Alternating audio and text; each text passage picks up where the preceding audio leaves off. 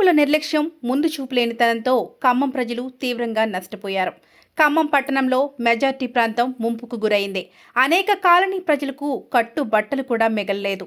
ఇంతటి విషాదానికి కారణం విపత్తు కంటే ఎక్కువగా గత పాలకుల అంతులేని నిర్లక్ష్యంతో పాటు కబ్జాలే కారణమని స్థానికులు వాపోతున్నారు. ప్రధానంగా ఖమ్మం ప్రజలకు వరద ముంపునకు 2 ప్రధాన కారణాలు ఉన్నాయని చెబుతున్నారు.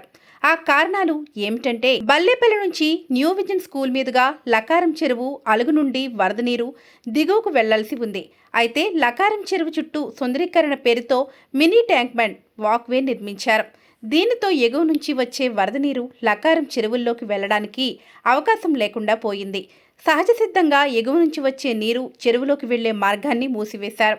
వర్షాలకు వచ్చిన వరద నీరు కిందకు వెళ్లే మార్గం లేకపోవడంతో ఎటూ వెళ్లకుండా వెనుకకు పోటెత్తడంతో కవిరాజ్ నగర్ కాలనీలు, పాత కలెక్టర్ ఆఫీస్ వెనుక ఉన్న ప్రాంతాలు, చెరువు బజార్, చైతన్య నగర్, మైసమ్మ గుడి ప్రాంతాలు వరద నీటితో మునిగిపోయాయి.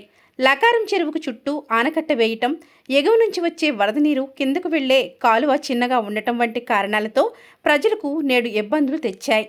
పైగా 300 ఎకరాలకు పైగా విస్తీర్ణంలో ఉన్న చెరువు దాదాపు 40 ఎకరాలకు కుదించుకుపోయింది.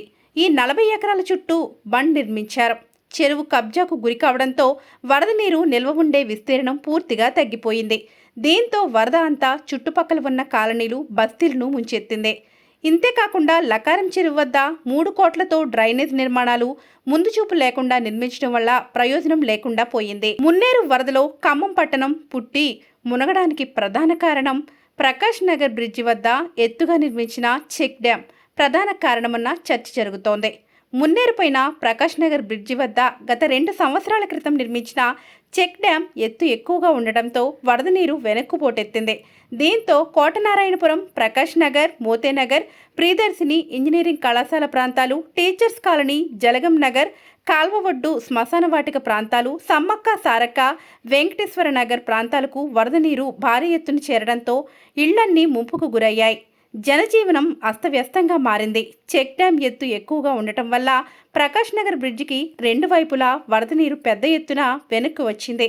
చెక్ డ్యాం ఎత్తు తగ్గించాలని ప్రజలు వేడుకున్నా కూడా గత పాలకులు పట్టించుకోలేదు.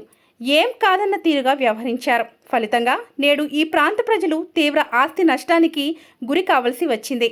వరద బాధితులకు కంటి మీద కొనుకు లేకుండా చేసింది. పాలకుల తప్పిదానికి ఖమ్మం ప్రజలు తీవ్ర ఆవేదనకు గురి కావలసి వచ్చింది.